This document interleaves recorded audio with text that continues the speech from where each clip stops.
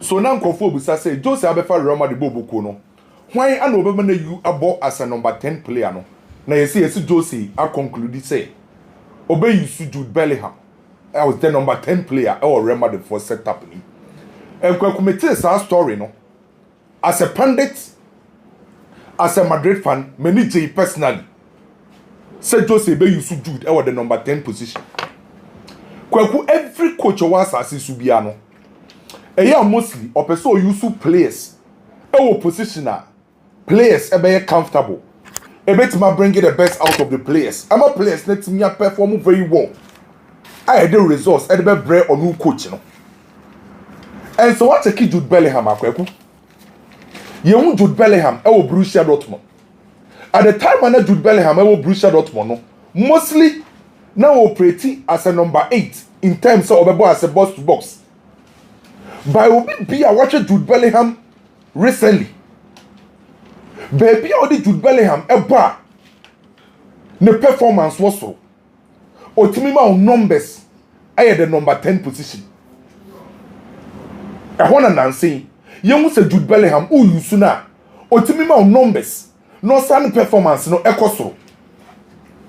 And so what I keep Jude Bellingham as a number 10 player.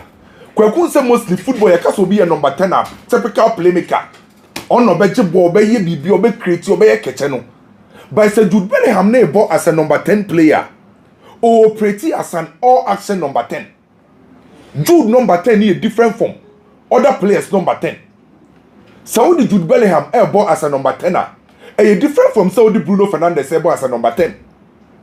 A different from Saudi Ebereche Ezebo as a number 10. A different Saudi Abrantia, your friend Sir Martin Odegaard, ever as a number 10. Because only Jude Bellingham no qualities now. Sir Obo number 10 now. So when to me operate as an all-action number 10 now, unya the best out of Jude Bellingham. And to say Jude Ebo as a number 10 player, could because say or that energy. Ubo say Obo number 10 no. By a name the energy level no, otimi kono ba, ni team lusubo kwa na bo say Jude Bellingham, ebe free the number 10 position, abe actually about defensive work, you know. The next minute most was running. And to say Jude Ebo as a number 10 or say to me a combine as a box to box because of the energy level. No. Say Jude Ebo as a number 10 player because of the physical condition or more of that physicality as a number 10 mostly. Number 10 is be bring out that physicality, no. But Jude Ebo as number 10 now or the side and the mount. Then again, ultimate critique. And the name say or crash box in no. Obo say obe rim or box no akwa go. And anytime you Jude Bellingham ever bought as an all action number 10 no kwaku, e taiko ye the money team. E taiko ye the man Jude Bellingham na nkata. And it's all the kind of first season with Real Madrid. Carlo Ancelotti Yusun was our role and it's our position ho. Young Jude Bellingham on my Real Madrid for 23 goals. A year 13 assists. Last season in Kwani Jude Bellingham contributed 36 goals. And then Nancy and your ball World Cup new year. Your ball World Cup new year, you know. Players are near ball Mudin say or perform very well. Near ball Jude Bellingham being come. I dear Bakwe Jude Bellingham perform very well our World Cup no. And the position new role na Thomas Tuchel you no. Not Thomas Tuchel born behind Hurricane as an all action number 10. Your ball World Cup new year, you know. Not Jude Bellingham as a 7 goals our World Cup. And you only Mbappe and a Messi and a share goals as Jude Bellingham. And I'm Rona Edema a branch of Jude Bellingham. And to just say more you know Tenassi. Now offer Jude Bellingham.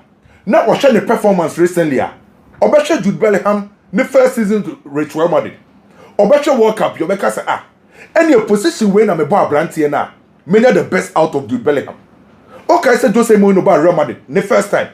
Now you so mess with Ozil as the number 10. Mesut Ozil profile is different from Jude Bellingham, you know. Also, Mesut Ozil, you know, or you're more of a playmaker, a creator. It's not Madrid for me creating chances, but Brennan original Jude Bellingham, a branch of friends say, Mesut Ozil also. By this time around, Jude Bellingham no baby you soon as a number 10, no. Obama the more goals because of the ability to make my crash bots, no. Because of the energy level, or better massa battery, about a body defense. And Kwakumenia just say yes, Josie, ebe you should Jude, I was our rule. So you should Jude. as a free action number 10 akwaku ubenya the best out of him. Every single coach awe use was a role obiano. You win the best out of Jude. Alonso buy your limit no. Ha Jude Bellingham. Meboa. Yeah. Na Jude Bellingham ain't feeling comfortable. By you releasing your World Cup no. Sa obe ka impokra na Thomas Tuchel impokra no. Echo World Cup no. Now I prefer Morgan Rogers ahead of Jude Bellingham. By the Jude Bellingham echo year World Cup no. Ama e say quote is me bre na nya adwenfo for about Jude Bellingham. And to just say mo no kwaku. They be convincing say Omanembo number 10 no. Eye World Cup ya. The recent World Cup ya no. The Jude koye no. And na convince Jose say there be. Any source say brand any position. So I most likely say Roma de Fonya for Rodria. In Fifi hono. Madrid just a bit mabo. On say just a double pivot pa. Yeah. The first time was Real Madrid. Now obo Kadira. Ana Jabi Alonso. Now the Mesut Ozil ejino menim. And you most likely say this time around say Rodrigo Cascante ba Real Madrid da. Kwaku and you likely say just a bit mabo. Rodri. Now abo Fede Valverde. Now abo Jude Bellingham. Sa three midfielders we. And she ya Chouameni so man turn obeko bench. Because Rodri ba Real Madrid akwaku. Menya sure say Real Madrid for be bench Rodri. O de Rodri de be Real Madrid no. Madrid midfielders will be any obet my yes adie no. Or the different style neighbor. Into be ase. And as a Fede Valverde 100% fitter. Kwaku you need Fede Valverde e wo team. And a Jude Bellingham so soon to be drop no. Kwaku the Jose ye no. It seems say Jose ye nya ne midfield no. Subject to say Rodri beba. Say Rodri bankwa dia. I'm tempted to believe say ebeye Rodri Fede Valverde then Jude Bellingham as a number 10 player. And I think say Real Madrid benya a balanced midfield. With this three, obenya a balanced midfield. So I think say a good option. And a good choice from Jose Mourinho. So bebo Abrante friend say Jude Bellingham as a number 10 player. Bebo Jose na asa boy boy nankasa. Eno me no bedi nkomo bi about Francesco Conceição. And Manchester United in common. So beka ya. Kwaku sa story no e no create do. E 100% say Manchester United no more interest e Portugal winger. Juventus for winger Francesco Conceição.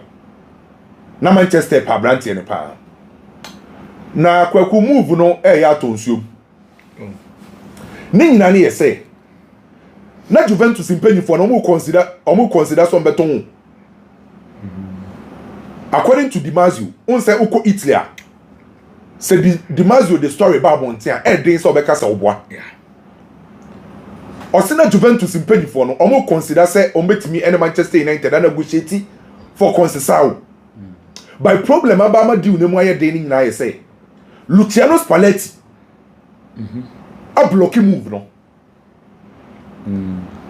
Also Luciano Spalletti say open more creativity with the team or attackers bebre. Ni ese Luciano Spalletti catch Juve for say omo nkofa Brahim Diaz embra. Juve ntimi nya saade no. An wa catch Juventus impedi for say mo ntimi nkofa Brahim Diaz ne other players are made pen fan by dia. On ti ase mo nton Francesco Conceição because on be weekend team no. So say Luciano Spalletti beti ase ama Conceição we free Juventus I just want brand players et say Brahim Diaz. Ana Juventus so ntimi nya Brahim Diaz. Enti na what me stop sa move no. Say kan no nkwa nkakwaku. Anka Zegzi. Ana Conceição so up ne beba so. Because eno ana plan here say Juve value Conceição 60 million euros. Enti an come de Conceição na Manchester United de Zegzi aba plus 30 million. Ama yesi Juventus for no e pesa move no. Manchester United so pa Abrante no by coach na block sa move no. Unless say Brahim Diaz e move ni be ye to Juventus because on say Conceição e operate on the right side as a right winger. And it's Brahim Diaz et be ba Juventus and Spalletti decided say obey you so no e was area ho. And it's a Conceição kompokra onya problem. But he said Luciano Spalletti kwaku wa block deal no.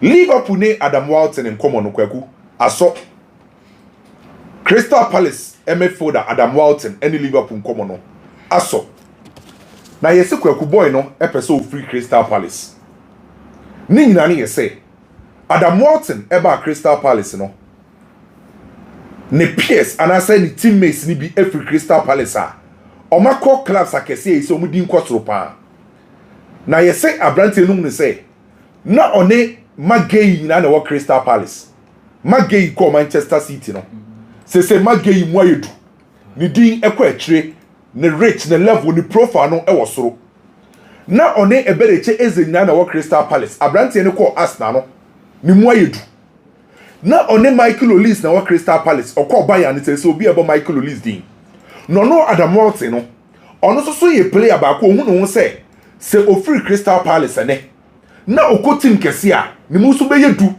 eti se Magay ebereche eze ana ne other guys no move call big clubs no enti also pese okọ na yese Chelsea pe eno mugusu e monitor situation no by Liverpool for any abremo na problem kakre wo sa move ni nya yese Liverpool for decide say anka Inter Milan for timi betu musika for Curtis Jones na nkomo di bia ka ho akọ Crystal Palace akọfa Adam Walton di naba by Inter Milan for some person betu eska no Inter for so mo betu 35 million euros per for Curtis Jones and Liverpool for crase ebo no ye twintwan so yate so kra de mo betu ya be 45-40 Inter for se de bida 40 million euros ko mo ntimi ntua o mo kra 35 million euros enti de dia te se de ama Liverpool ne Adam Walton problem na beba na say Liverpool for twen sanka Inter ba betima be Curtis Jones ana Crystal Palace for so kwaku ebo na mo beje for Adam Walton nya boketwa because they say Crystal Palace for so won say Elliot Anderson bo Sandro Tonali bo Matheus Fernandes bo no e was say eye equal to Adam Walton and this wo be fa Adam Walton akwaku o Matheus so cry 100 million pounds 100 million pounds and this so be day for Liverpool for so betua by Liverpool for say san committee ton Curtis Jones Adam Walton move no on betima ye so Curtis Jones every Liverpool for say kikiro then Abrante friend say Adam Walton in Liverpool game no and also move no betima to aso metese na wo ye Luis on Manchester United en komo bi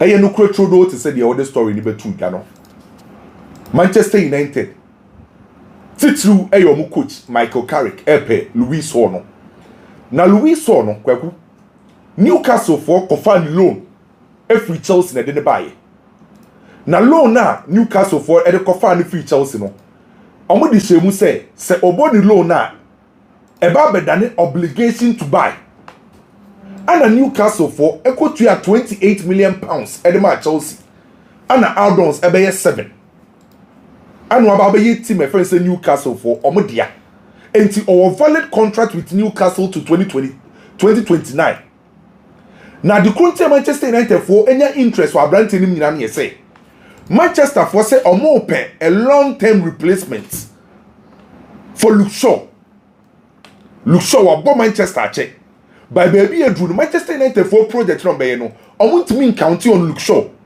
do say Patrick Dogu e wo hodie but omo say another left backer age e won the side and what gain some level of experience e wo Premier League nim et Manchester United for to many almost scanning environment no almost availability on the market almost say one Luis Soli age no wo from kwaku or 21 years and we gaining some level of experience e wo Premier League nim to extend in pokra e wo Europe and to moon is a brand here no e betima be a long-term replacement for Luke Shaw again availability on the market say uko Premier League club back as a otonton akoko bi die nyina akwa Newcastle et Manchester United for mo say omo ye ready nkwa no Newcastle for kasa say Newcastle for tonton mo players yi on betime nya Luis for et Manchester United for e pa branch friend Luis for a enya ntro e ye no kretro do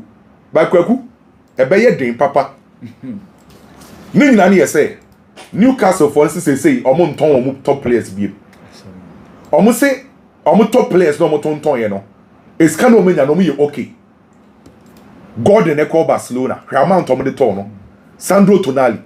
And you most likely say on beton Bruno Guimaraes. And you Arsenal. And so almost says can no menyano. Omo ye okay. Enti omo force omo and yes omo beton Luis Hall. Kwame, in this situation, you know, Emma boy no so nwin say what will be a dreaming Kwame die so no. O chichon. And our best place have no ombebo no so one moment nyina. Nti ebia you will not get the best from him and so way. And so ho. Me no ya adwen papa. And so ho pa. But I don't think say as a professional player to say Luis or no. Age one side or great ambition one and him no. So when to me and Manchester United in poker season we are, I think say at the age of 21 years or age baby one anima. So osa pedan mo dem mum poker na. Maybe say obenya top class in na be you know. So kaya after Newcastle and Barcelona UEFA Champions League you know. Performance of Luis Hall, on see a linking it to Barcelona. So kaya. You linking it to top clubs in the and the end for home poker says Luis Hall to me and Manchester United season week. Na kwaku last season the performance no or sa double lapper. Don't you think say one ebe boy in Ankasa? Yeah. Ebe sa man value na kosro.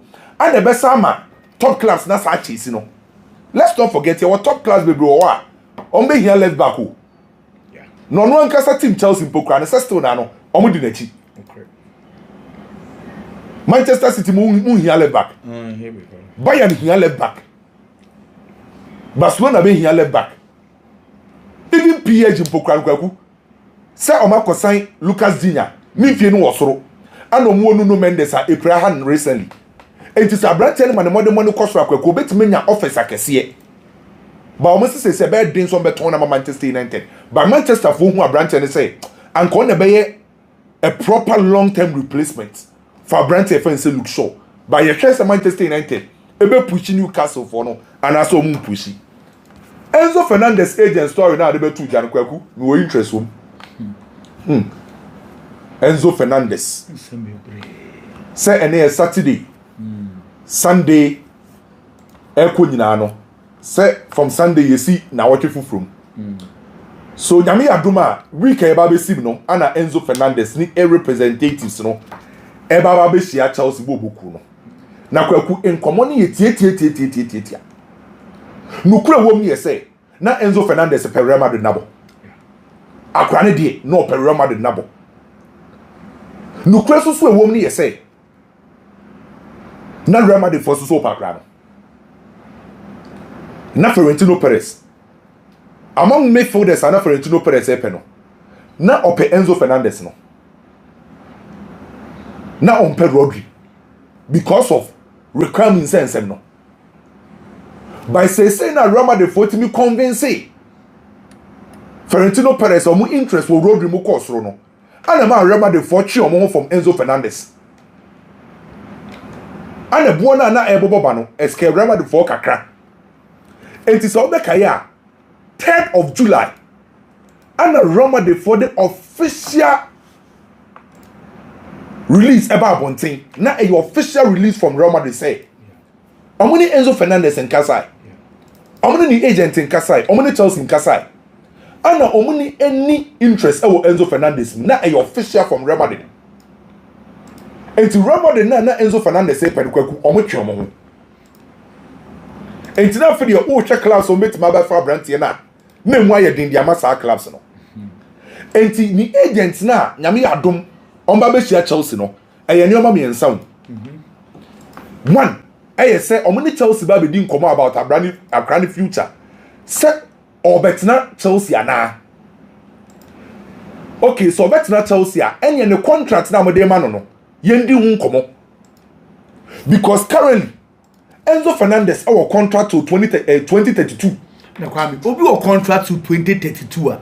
And then almost ha Chelsea chin contract ni nsanso mbia mu bio. Aden 2032. Aka saying say 6 years. Ade. Now what 6 years contract they will need. Still Chelsea nyo dem bio. On say no mu ne say. Enzo Fernandez agency no mu ne say. Ye can important players. E wo Chelsea o kan ho bi. Top players o kan ho bi. And the status na ekura no. Obro Chelsea for we so. Sano Muno, and Yamana Bacon. Oh, kwa Argentina na Messi trophy mamu be ye. Who said, dear, Ninko for can yes, almost say the status, no, I was a match, the salary. Not me pacho, sas the current salary, no. Chelsea, I'm no one negotiating. Omnioma. No, only Chelsea are negotiating, who agree on a figure. What sounds for baby says the cannot then the adding. Because on says, I mean, this to mine, no. Enzo Fernandez, £180,000 a week. Aye. Every year, Biano, £9.4 million a year. Now, per se, obey the highest paid player with Chelsea. And they see that. Sure. And it's all Chelsea, highest paid players, no AMU, Fofana, and Rhys James, almost £10.4 million. Fofana crown be on person we in crave through. What you say? And Chelsea for some person on best say, Sadieno. By the agents, no hard drink. And to also person Enzo Fernandez never the highest paid player with Chelsea. And to almost say, I wasn't the status, a match, the salary. Kwame, Chelsea star players is here as be Kopamo. That's still no Kopama. Enzo Hardwin dodo. Enzo Hardwin or Hardwin with Timmy Mutuma. Because Chelsea, there is no way. Omo obi age salary kesi a change Rhys James. There be a on na ceiling no. Yeah, on the ceiling. And now okay, e kasa kwa. Ka oben na wo wiase CCA a obetu £120 million. And on the answer no. And you say no. Ushe Europa. Ramade da chimo ho. PSG so nya me for the manimu ya. David. Omo kra no sa siketua kese no mogya. Say so mogya. So the only option is to Manchester City. Aye. So Manchester City be willing say obe coffee up out £120 million. E be depend on the scrum be do already. The scanner no shit. And it says scanner mo open no. E be den for any European club assistance now so betu. And now bet me convince Chelsea say Chelsea in this scanner so. Chelsea for so because Chelsea for so be face come the koto no. And yes, I just say it's kind of Chelsea penal. Say Enzo Fernandez in call for case attention be film they are just a Saudi. Onwa wo hwe wi anyame nim sign contract tin say then how? They say onwa na waka no akose kwana bi o because baby o se ne de Chelsea in fan who be o 6 years ade. I say pressure ni Chelsea so. Pressure ni Chelsea so. Because contracted that with him no ewa. Opeso ya na wait to say oye toxic or dressing room internet Chelsea dia hometia ton cheap. Maybe they will not do that. Maybe when say nyoma mienu. Ba ko to say dia wo kan. Say opeso ya na Chelsea dia hometia e ton no mo di scale wo for. Ana say opeso ya na onu mom ne be ye obi obeye ogoro wo Chelsea. Nancy. Sana ni hu no. Chelsea dey no call 240 mpa. Kopama be sorry. Players are can be sorry. Master. And Chelsea suro no. And no be na Eto drama they say. Because the Eto drama they say about Vinicius Junior contract renewal no. Real Madrid first will say omuji Vinicius Junior dey any tuma. Jude best sorry. And the Jude best sorry. And the omuji 2 men the 3 months Jude best sorry. So Jude papa so it was sanity. Chelsea first when they say so omo force ama. Enzo Fernandez ni demand no omo ti ase a. Other guys in so be sorry. And the problem also is in Nyami Aduma. We can ever be seen no and even the future of Enzo Fernandez. Enzo Hardwin. We meeting baby. I say also Messia, mo beton, monton.